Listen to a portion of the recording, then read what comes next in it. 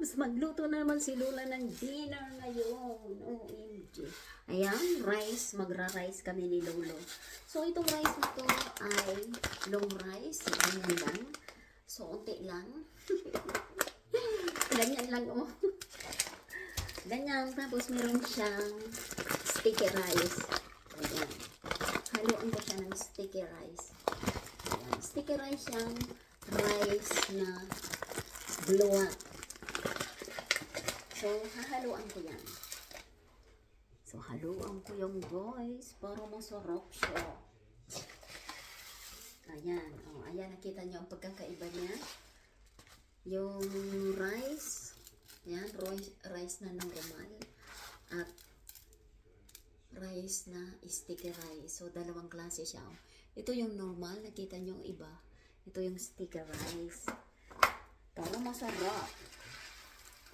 Ayan. Ganyan kami itong magluto. Guys, simple lang.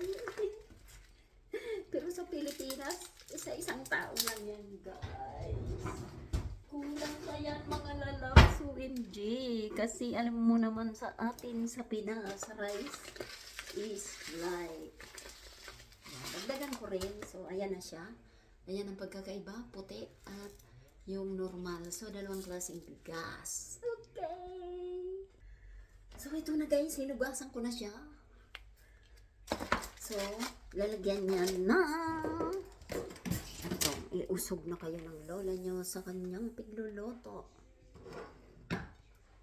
So, lalagyan natin yan na, huwag nyo na kong tingnan, okay? Lalagyan natin yan ng ito. Pansit na maliit.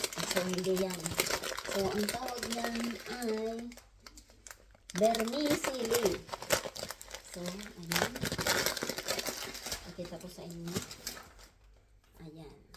Meron yan sa Pilipinas, di ba? Ganyan, vermicelli. Yellow vermicelli. Ayan. Nakita nyo yan, ha? Yellow vermicelli. So, Arabic rice na naman ang aking lulutuin kasi sabi daw ni Lolo ay na-miss niya ang Arabic rice. Ayan.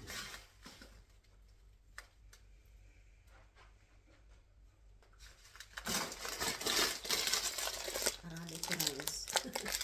Arabic rice na naman. So, ganyan talaga magluto. Unti lang. Alam niyo kung ano ang pagkain namin is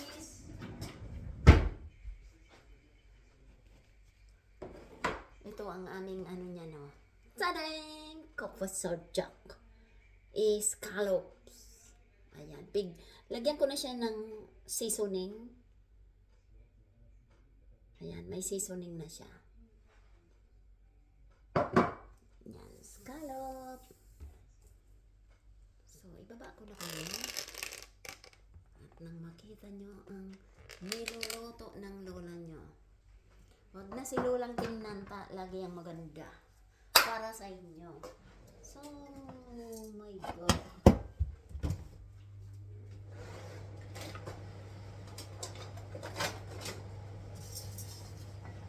Mainit yan. Ayan. Kita nyo. Kailangan magpula-pula yan. Walang nilalagay parang isasangag without oil. Pulahin lang yan. Hindi ba siya? Lalagyan niya ng cubes, guys. Lalagyan ng cubes. So, ito na siya, guys. So, brown na. Ayan. Lalagyan na yan ng tubig. So, wag nyo na munang tingnan ang paglagay ko ng tubig kasi uusok yan ng marami. So, dito ko na siya lagyan ng tubig. O, ayan. Umusok ng napakarami.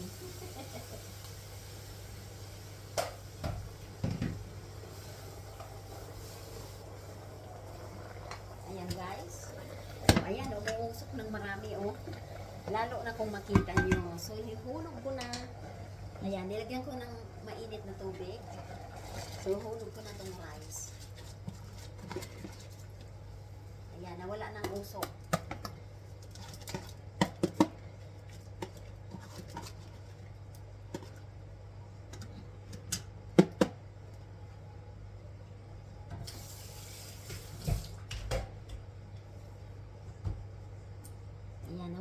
puso.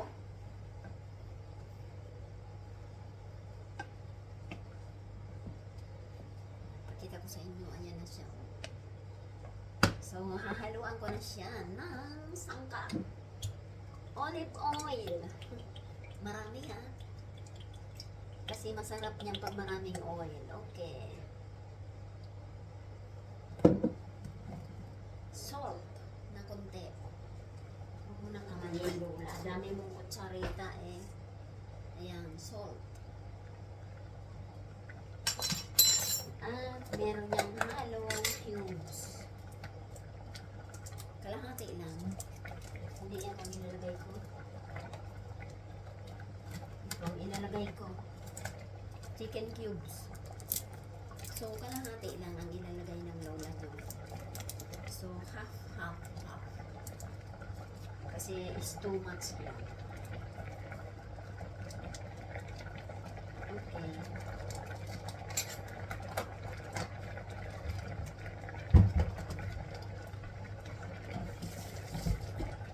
Arabic rice yan guys ha. Lagi ako nagluluto niyan. Pero ngayon, ay request ng lolo. Gusto niya daw kumain ng Arabic rice. Ganyan ang pagluto ng Arabic rice. Okay. So, diyan ko na yan luluto sa kabila.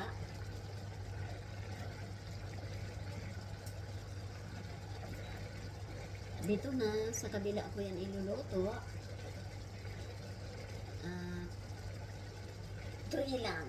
So, ayan na. Antayin natin siyang maluto, guys. Ayan. Arabic rice. Antayin natin maluto. Okay? So, dito na muna natin yan ilagay sa para maihim siya. Dito na. So, takipan natin yan at nang maihim. So, dito ko naman tong next na aking lulutuin. Kopi sarjak ng lola. So, i-prepare ko muna yung kopi sarjak ng lola. Okay? So, patayin ko muna yan. At tingnan natin tong rice ng lola. Dami-damihan natin. Lagyan na natin pa ng tubig na mainit. Wala.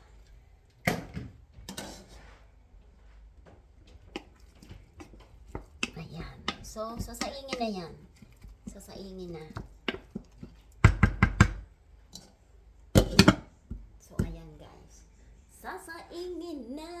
So, yan ang rice ng lola nyo. Okay? So, next, ang aking scallop naman guys. Okay? Thanks for watching at mahaba na siya.